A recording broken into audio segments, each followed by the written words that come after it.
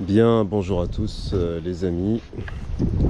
Alors, petite journée qui commence, journée venteuse, il est 9h30, nous sommes le 24. Ouais, c'est ça, un dimanche 24 décembre, fin de l'année. C'est le réveillon pour ceux qui s'y intéressent. Ah, il commence à pleuvoir on dirait. Chaque fois que j'essaie de tourner, il y a tout le temps un problème. Bref, alors de quoi on va parler aujourd'hui? Eh bien de mon projet de me replonger dans ceci. Donc le puits, le forage de puits. Donc j'avais commencé à forer, puis écoutez, ça s'était mal passé parce qu'on est tombé sur des cailloux qu'ils ont appelé, qu'il appelait le tuf. Je sais pas si c'est ça d'ailleurs, mais voilà, est-ce que ça s'effrite, est-ce que ça se... En tout cas, c'était du tuf, et puis difficile à casser, difficile à remonter. On était un peu coincé, on n'arrivait pas à passer. Donc cette barrière, on n'était pas très loin en réalité.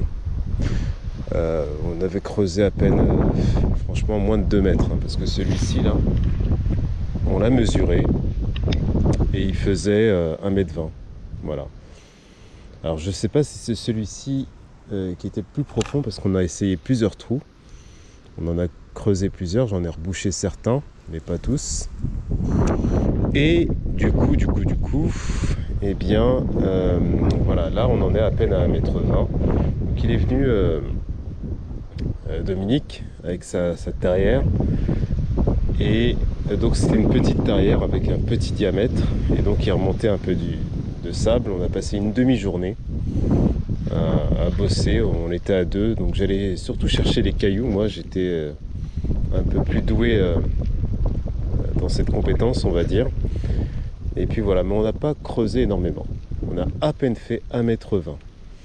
Et puis du coup, comme le diamètre de la tarière était petit, donc on remontait vraiment un tout petit peu de terre à chaque fois, quoi. Il m'a dit non, c'est avec cette tarière qu'on va y arriver, pas avec la grosse tarière, parce que c'est lourd, parce que c'est ceci, cela.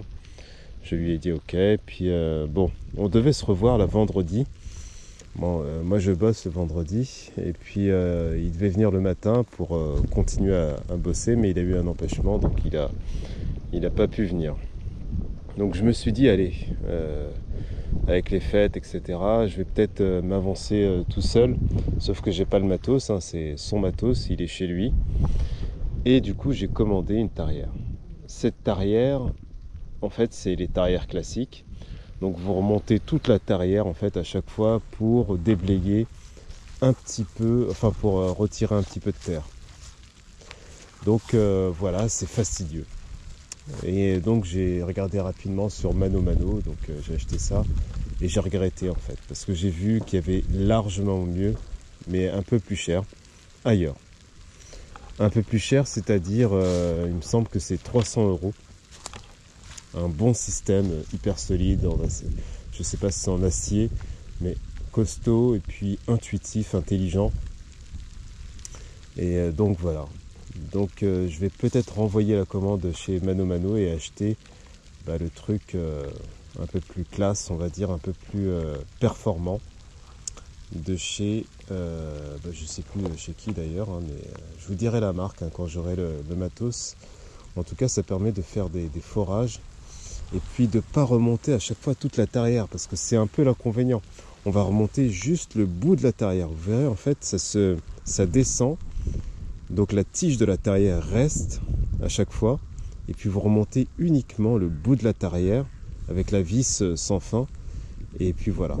Donc c'est un bon compromis entre la machine, hein, qui fait tout en même pas 10 minutes, hein, je crois, et le manuel à 100% comme faisaient les anciens. Allez, je retire le seau pour vous montrer où ça en est.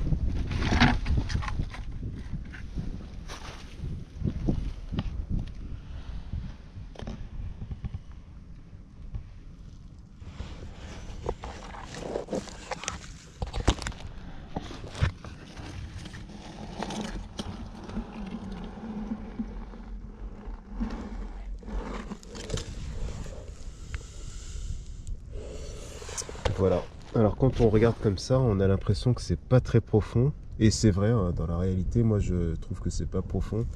À peine 1,20 m, mais je pense qu'il y a, à confirmer, hein, des éboulements. Voilà, des petits éboulements, pas des éboulements qu'on connaît, hein, mais des petits éboulements, c'est normal. Hein, ça, ici, bah, ça s'effrite, et puis ça tombe. Au fond, il y a des feuilles, il y a un peu de tout ça. Et puis, bien, voilà, ça s'entasse au fond, puis ça rebouche le trou. C'est peut-être pour ça, en fait, on avait peut-être creusé 2 mètres ici, mais à force, avec le temps, bah, comment dire, bah, waouh, ça tire. Les chasseurs. Donc, voilà, en fait, la terre, de part et d'autre, sur les parois, s'effrite et s'éboule, et rebouche le trou naturellement, quoi. Voilà, voilà. Donc, on va essayer de continuer ce trou. J'ai le tube en PVC. Puis lui, il me dit en fait que c'est pas ce tube qu'il fallait acheter, il fallait en prendre un plus petit, il rentrera pas. On a essayé, ça rentre. Voilà, donc je me suis dit je vais peut-être continuer l'aventure tout seul. Même si Dominique, voilà, il a déjà creusé des puits. Voilà, j'ai peur que ça n'aboutisse pas tout à fait. Et puis voilà, peut-être qu'on renégociera le prix si voilà, je creuse. Je creuse une certaine profondeur. On va essayer d'aller à... Normalement, c'est 4 mètres. Bon, si à 4 mètres, on trouve quelque chose. J'ai vu une vidéo récemment où la personne a trouvé de l'eau à 3,30 m. Bon, après, on ne sait pas si c'est vraiment la nappe phréatique. Moi, je pense pas, en fait. Je pense qu'il y a plusieurs niveaux. Et puis, si ça se trouve, il est arrivé à...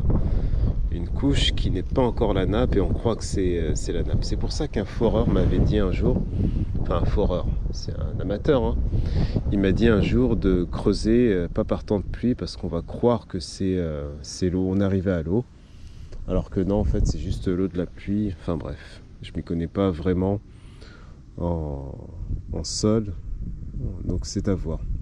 Voilà, donc pour vous parler de ce projet prochain, donc certainement l'année prochaine, hein. Donc là on est le 24 pardon. Donc début 2024 j'aurai reçu la tarière, tout le système, et puis on attaquera ce puits. En tout cas, pourquoi forer un puits?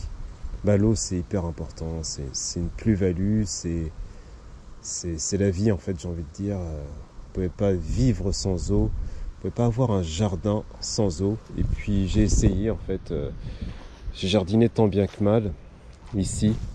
Donc il y a des choses qui ont poussé sans eau. C'est vrai en fait, ce qu'on dit jardinage sans eau, ça existe, mais pas pour tout. Il y a des légumes en fait qui nécessitent de l'eau. Vous les connaissez certainement. Puis si vous n'avez pas d'eau, bah, en réalité ça marche pas. Donc ne cherchez pas, faut de l'eau, quoi. Donc je vais forer le puits, je vais aussi récupérer l'eau du ciel avec un IBC là pour récupérer l'eau. Et puis voilà, on fera tout ça, quoi.